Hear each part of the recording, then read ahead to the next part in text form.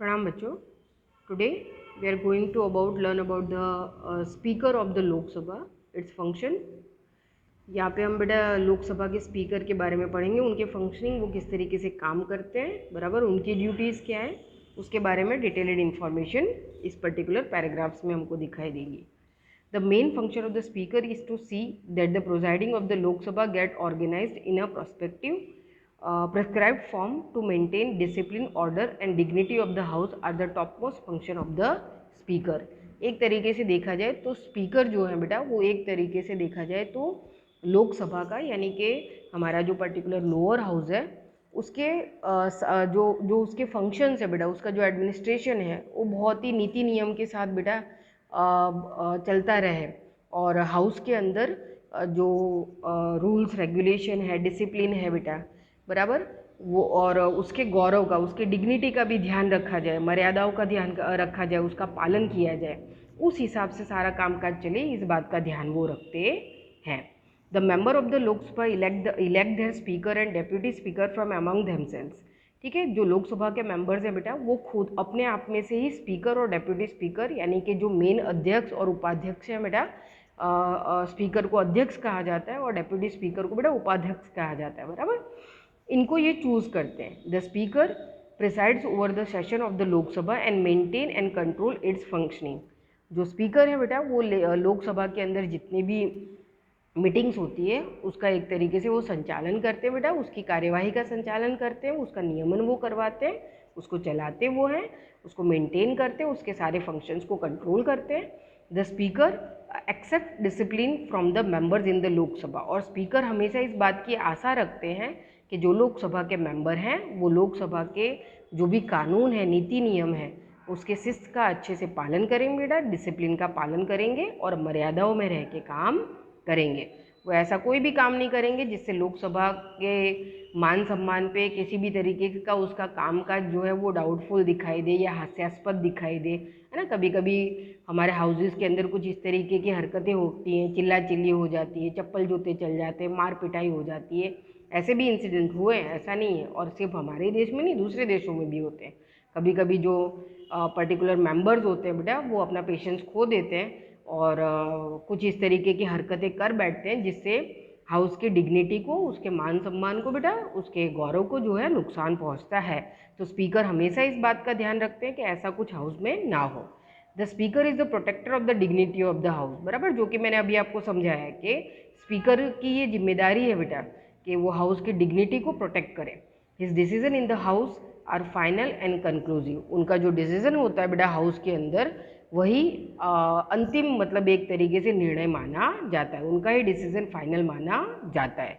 और निर्णयात्मक, कंक्लूसिव मतलब कि निर्णयात्मक, उसको कोई जल्दी से चैलेंज करता नहीं है। अब देखो, speaker can belong to any of the political party और can even have a strong support of any political party. Speaker किसी भी पॉलिटिकल पार्टी में से चूज होकर आ सकते हैं बेटा, उनको किसी भी पॉलिटिकल पार्टी का सपोर्ट हो सकता है। But after being appointed as the Speaker of the Lok Sabha, it is expected that the Speaker carries out the proceeding of the Parliament in a firm and impartial manner। लेकिन जब वो speaker की post पे आ जाते हैं तो हमेशा उनसे ये आशा रखी जाती है कि उसके बाद वो किसी पार्टी के मेंबर नहीं है, भले उन्होंने अपनी सारी जिंदगी किसी एक पार्टी के मेंबर के रूप में गुजारी हो, लेकिन अगर वो लोकसभा के स्पीकर बनते हैं तो उनसे ये आशा रखी जाती है पार्लियामेंट के मेंबर्स के थ्रू कि वो हमेशा इम्पार्शियल मैनर में, किसी भी तरीके का भेदभाव रखे बिना जो हाउस है उसकी डिग्निटी, उसको प्रोटेक्ट करेंगे और उसका कामकाज चलाएंगे। By gaining a majority of the members of the Lok Sabha on a resolution to remove the speaker, with this speaker can be removed from his post by giving a 14 days notice period। बराबर, अगर कोई भी particular ऐसा बेटा कामकाज होता है, बराबर, कि लोकसभा की जो पर्टिकुलर रचना होती है बेटा, वो जब अपनी पोस्ट पे आते हैं वहाँ से लेके 14 डेज़ के अंदर तक उनको जो है अपना एक मेजोरिटी जो है वो पास आउट करना पड़ता है। अगर वो मेजोरिटी वोट्स उनको नहीं मिलते हैं तो उनकी जो पोस्ट है बेटा उसको एक तरीके से रिमूव कर दिया जाता है, उसको खारिज कर दिया जाता है। Okay, all the speeches and the criticisms in the Lok Sabha is done by addressing the speaker only. Lok Sabha के अंदर जो भी कामकाज होता है वो स्पीकर को संबोधित करके किया जाता है बेटा। कोई भी भाषण दिए जाते हैं, स्पीचेस दी जाती है, या फिर किसी भी तरीके की टीका टिप्पणी होती है, निंदा की जाती है, क्रिटिसिज्म किया जाता है, तो ये सब कुछ जो है स्पीकर को संबोधित करके किया जाता है बेटा। उनको बताया जाता है कि हम इस चीज़ के फेवर में हैं, हम इस चीज़ के बारे में ये बात रखना चाहते हैं, या हम इस चीज़ का विरोध कर रहे हैं। तो ये सारी चीज़ें जो है स्पीकर को बताकर कहकर की जाती है। The working in both the houses of the parliament can be carried out in either Hindi और इंग्लिश। पार्लियामेंट का जो वर्कआउट है हमारे यहाँ बेटा वो हिंदी और इंग्लिश दोनों भाषाओं में होता है। But a speaker can permit any member of the Lok Sabha to speak in his own language in case he does not know English और हिंदी। लेकिन पार्लियामेंट के अगर कुछ मेंबर हिंदी या इंग्लिश इन भाषाओं को नहीं जानते हैं तो स्पीकर उनको परमिशन देते हैं कि वो अपनी रीजनल लैंग्वेज में अपना कामकाज कर सकते हैं। If any members of the Lok Sabha remains absent for a continuous period of 60 days without informing the speaker, then his seat is declared as vacant.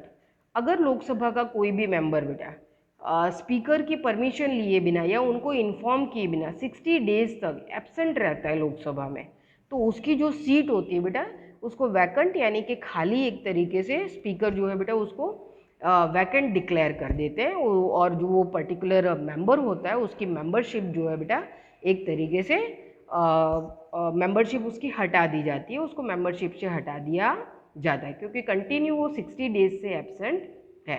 अब स्पीकर के पास एक बेटा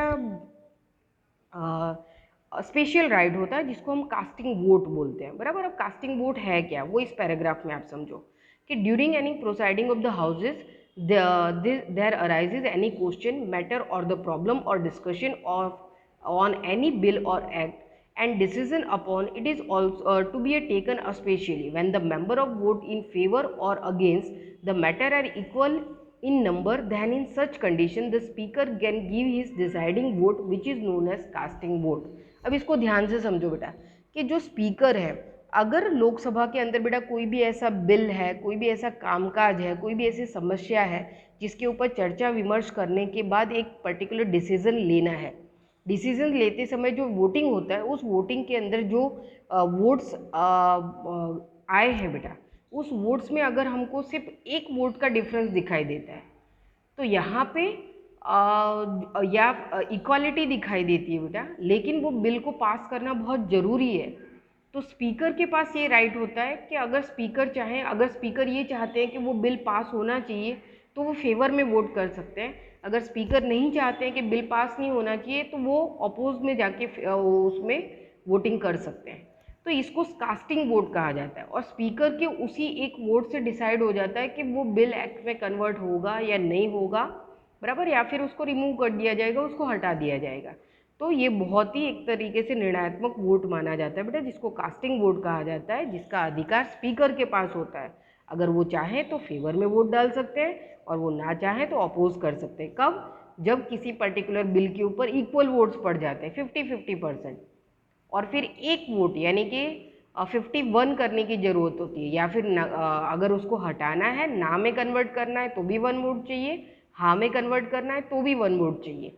तो स्पीकर अगर बिल को डिक्लेयर कराना चाहते हैं तो वो फेवर में वोट डालेंगे तो उसको पास करवा देंगे, लेकिन अगर वो बिल को पास नहीं करवाना चाहते हैं लोकसभा में तो वो अपोज में जाके डाल देंगे तो बिल पास नहीं होगा। तो ये उनके पास एक स्पेशल राइट है।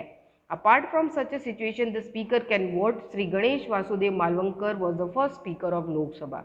हमारी लोकसभा के जो फर्स्ट स्पीकर थे बेटा वो श्री गणेश वासुदेव मालवंकर थे।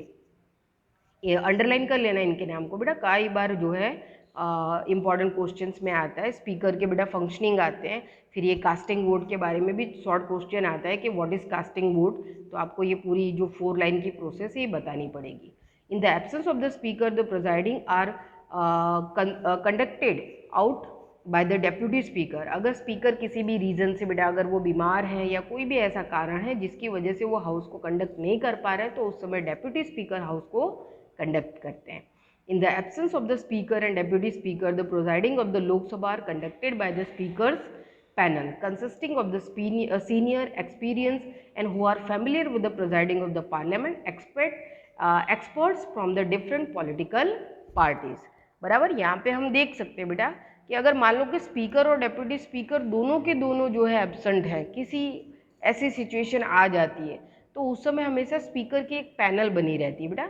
उस पैनल के अंदर लोकसभा के जो सबसे सीनियर मेंबर्स होते हैं, जिनके पास बहुत लंबे समय से बेटा लोकसभा के मेंबर होने का अनुभव होता है, बराबर, वो संसद की सारी प्रक्रिया के बारे में काफ़ी अच्छी जानकारी रखते हैं, क्योंकि बरसों से उन्होंने देखा हुआ है कि स्पीकर कैसे काम करते हैं। तो ऐसे जो अनुभवी एक्सपीरियंस मेंबर होते हैं, जो स्पीकर की पैनल के मेंबर होते हैं बेटा, वो उस समय जो है पार्लियामेंट के कामकाज को कंडक्ट करते हैं। ओके, तो यहाँ पे इस पॉइंट में हमने बेटा लोकसभा के जो स्पीकर हैं उनके फंक्शंस और कास्टिंग वोट के बारे में डिस्कस किया। नेक्स्ट पार्ट के अंदर बेटा when can a bill become an act, bill कैसे एक्ट में कन्वर्ट होता है, इस प्रोसीजर को देखेंगे। Okay, thank you.